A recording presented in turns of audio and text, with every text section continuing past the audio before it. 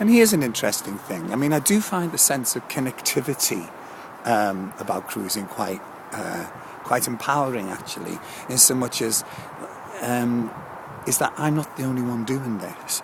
All over this country, and it sounds like I'm giving you some sort of dark gay warning, but it's something which, like I said before, is ancient and very British. All over this country, on some level and in some way, a lot of men are doing exactly what I'm doing, and a lot of men are filming themselves doing it, and I don't know whether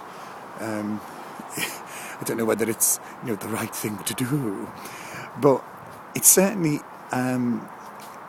gives me a sense that I'm part of a much wider gay club or gay scene than just being part of a scene, really.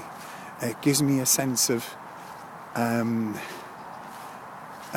understanding of other gays in that in a particular way, in so much as a lot of the people who cruise tend to have a kind of stillness and a quietness about them, which is probably because there's something in their lives which isn't working or something like that. And I really get that. I really get why a man might be broken and might have to do something. And I genuinely believe that there is a kind of, and I don't use the word psychic in any hugely spiritual sense, I just mean it in an empathic sense. A psychic connection. We gays look after each other, and there's a thing called Grindr, and if the police are about, a gay will contact you on Grindr and say police nearby, and I think that's really rather special.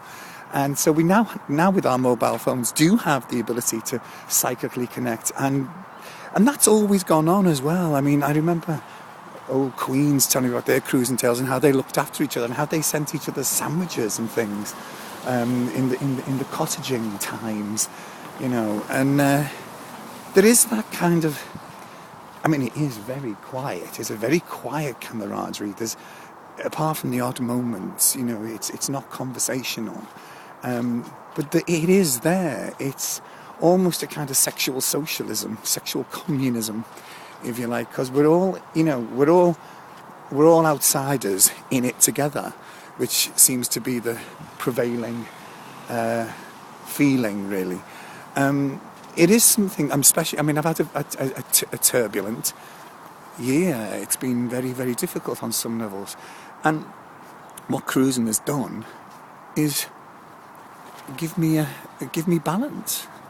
And not necessarily the sex, just the being around the environment and the history of it, and being part of the history of it now. Because I've never cruised. I did all my stuff in nightclubs and in the hedonistic glory of the night.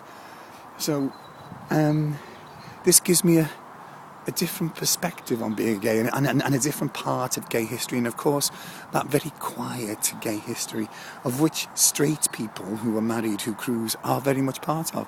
So those straight people who go cruising are part of this rich gay cultural tapestry that we constantly weave. And so hats off to them, really. Hats off to the cruisers. Well done, cruisers. Well done. You're doing, and you continue to do, and you will always continue to do a remarkable job. You make a lot of guys very happy.